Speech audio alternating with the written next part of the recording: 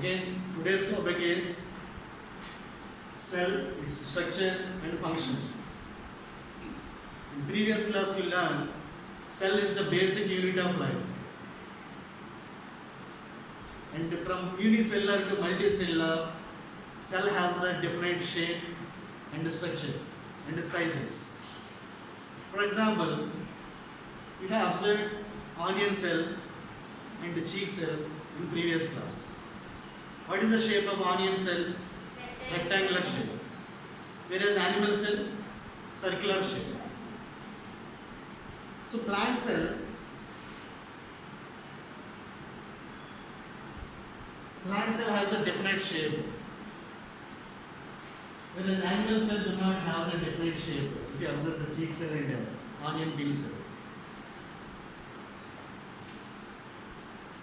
And we have observed these with the compound microscope. With compound microscope, we cannot see the ultrastructure. You can see only cytoplasm and the nucleus and other some large organelles by using stains. To see the internal structure of the cell, we have to use electron microscope.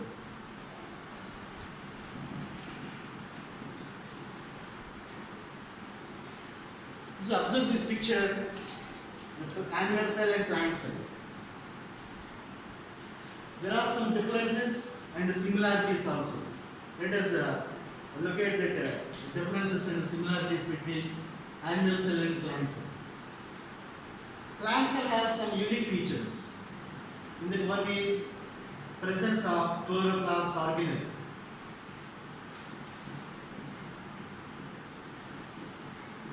Chloroplast. That's why plants can do the photosynthesis and can prepare the food. It is absent in the animal cell. If you observe internally, all these bodies are known as, all these bodies like the lysosome, the chloroplast, Golgi apparatus, these are all known as cell organelles.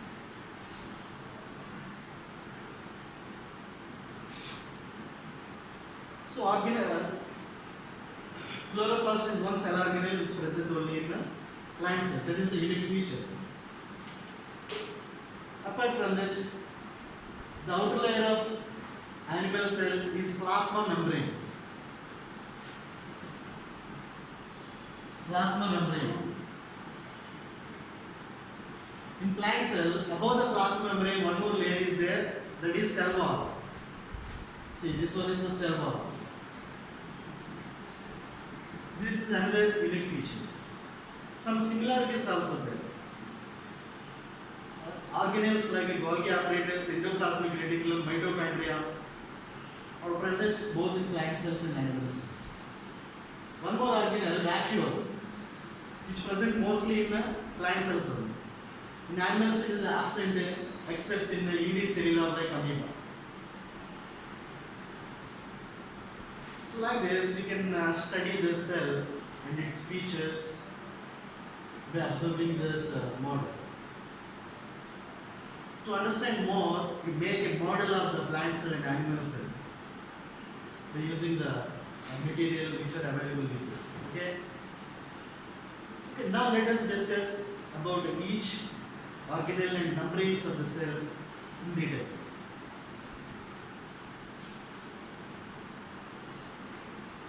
First of all, let us see about cell membrane. This is the outermost layer in animal cell. In plant cell, above this cell wall is there. We have done observation of cheek cell and onion peel cell in class. In that we used some stains also, methylene blue and saffron. Here also we can observe the plasmamembrane by using a onion peel cell or a rheolith also you can take. Rheolith. First of all, as usual, take the peel of a rheolith or onion peel, which is a transparent. Put it on the slide, add some water drops, cover it with cover slip. Then you observe, if you do the activity with rheolith, it will look like this. The cells are arranged in compact, closely. Here we cannot locate the plasma membrane because it is attached to cell wall. To observe the plasma membrane, one more activity you have to do. Take the same slide and add a few drops of saline water, which made by salt solution, and a few drops to the slide. Leave it for a few minutes. What happens means the cell sap or cytoplasm, leave the cell. Because saline has high concentration. So cells have leave the cell. So cell will shrinking at them. So then now the slide look like this.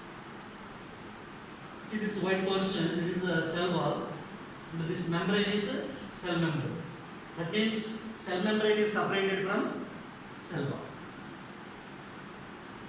But we cannot see the ultrastructure. To see that, you have to use electron microscope. If you observe the plasma membrane with electron microscope, this is how. It is mainly made of the proteins and lipids. So lipoproteins.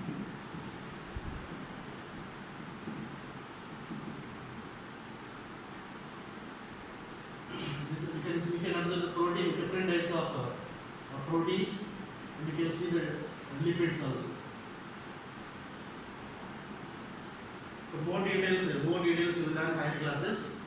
So plasma membrane is made of lipoproteins. So due to presence of this structure, it has a flexible nature. Due to this flexibility, it gives the shape. Now let us see the functions of this cell membrane. Cell membrane also known as plasma membrane.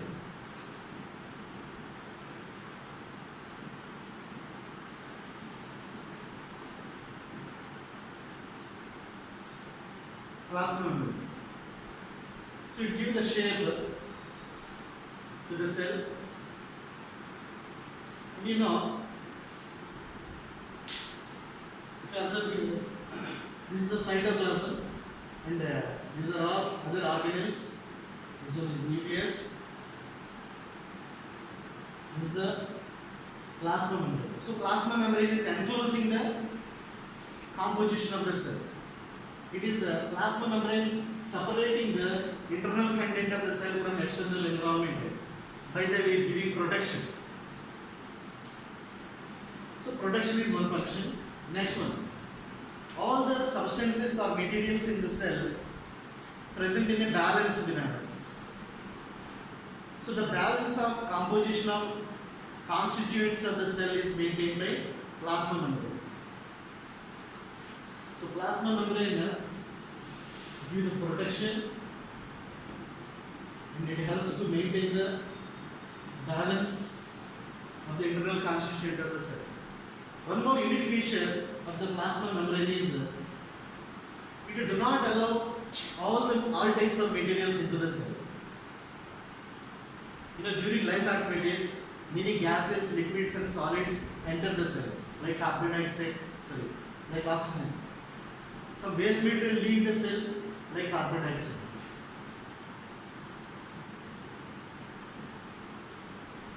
But the cell membrane do not allow all types of materials. It allows a particular material which are essential. So selectively. That's why the plasma membrane is known as selectively permeable membrane.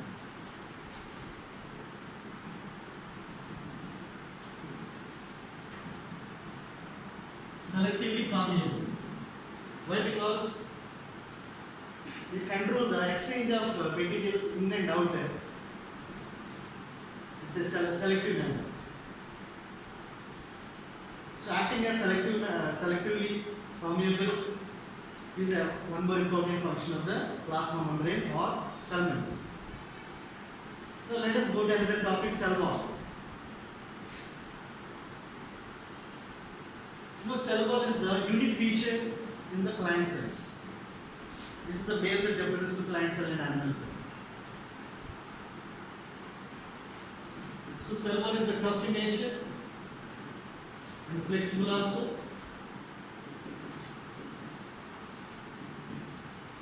The cell wall is made of various types of carbohydrates. Most of the plants' cell wall is made of cellulose, which is one type of carbohydrate. But in some plants like fungi, it is made of chitin. So due to the toughness and flexibility, the cell wall gives the different shape to the plant cells. In the beginning, scientists believed that the cell wall is inactive in nature because the cell wall made of dead materials. We recently found that it is an active layer. Why? Because it helps to exchange of information from one cell to another cell. Because it is porous in nature.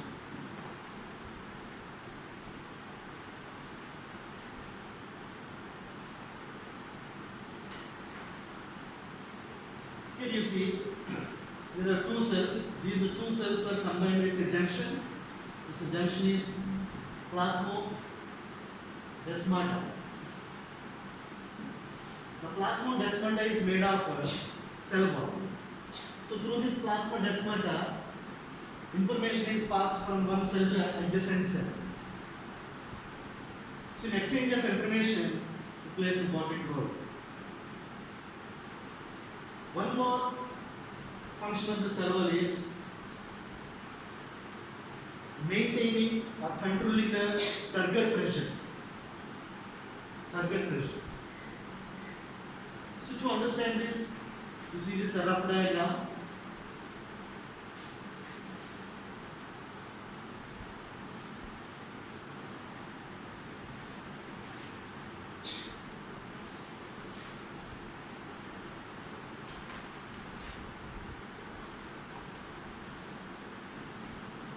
This is a vacuole cell wall. The vacuole is completely filled with the cell sap. The cell sap exert the pressure on the cell wall.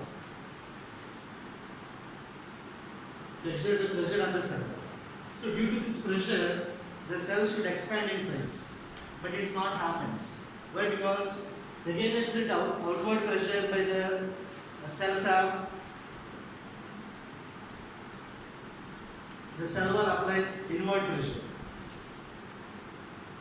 So by maintaining this pressure, it helps, the cell wall helps to the plant cell to withstand any kind of change in the environment. For example, in our body, red blood cells are there. So whenever the dilute solution enters the cell will expand and burst, because that is animal cell. But in plant cells it do not occur. Whenever the water enters into the cell, it expands, but by the inward pressure of the cell wall, it can withstand that pressure.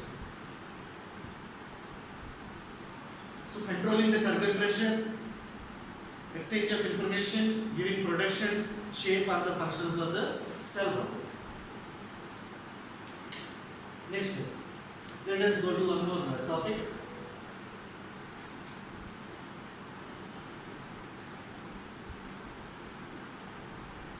Nucleus. We have discussed in the cell there are different organelles. The largest and prominent organelle in the cell is the nucleus. Why it is important means nucleus can control and regulate all the characteristic features of the organelles and the entire organism also. Understand? The organisms, characters and functions are controlled by the nucleus. That's why it is known as control room of the cell or master of the cell. What is the reason? Because nucleus have the genetic information inside it. Due to presence of the genetic information, it can control the entire cell and other organelles. Let us see its structure. So surrounding the nucleus there is a membrane. Membrane is known as nuclear membrane. The nuclear membrane is similar to the plasma membrane. It is also porous. Through these pores, exchange of material takes place. Nuclear pores. Next, inside the nuclear membrane, there is a fluid like cytoplasm. This fluid name is nucleoplasm.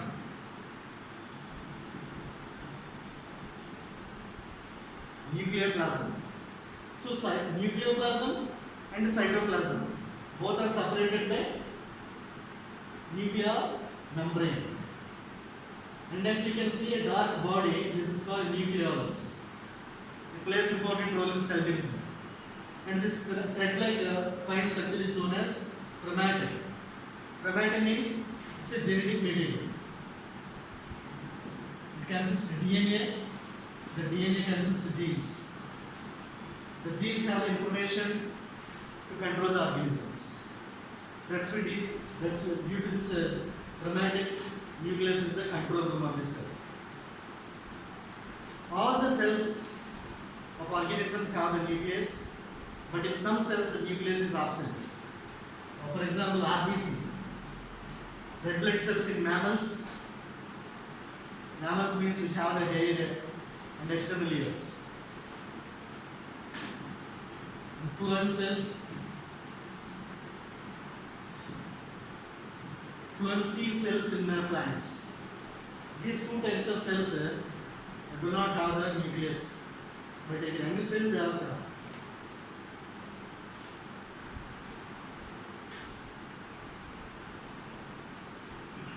Okay, what are the functions of, let us see the functions of the nucleus. So due to presence of genetic material, it regulates and controls the functions of organisms. Another important function is it regulates the cell division process.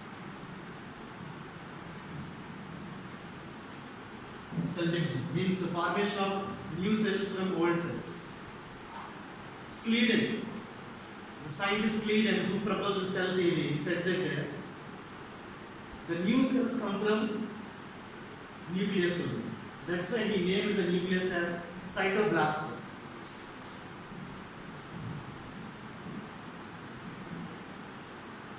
So Sleeden called the nucleus as cytoblast since it plays an important role in formation of new cells by a process called cell division.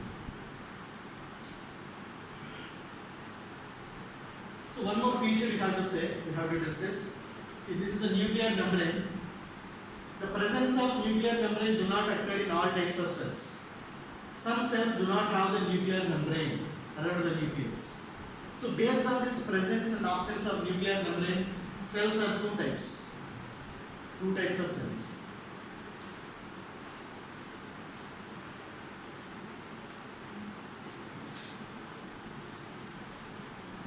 Prokaryotic cells and eukaryotic cells.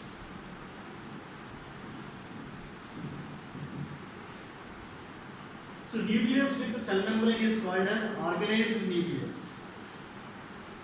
In prokaryotic, organized nucleus is absent. That means nuclear membrane is absent around the genetic material. For example, bacteria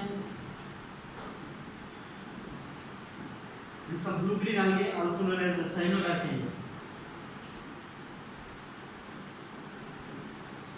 These organisms do not have the organized nucleus. All remaining organisms have the organized nucleus, that means nuclear membrane is there. Organisms with the organized nucleus is called as eukaryotic cells. All plants and animal cells except cyanobacteria, bacteriums are eukaryotic cells. Understand?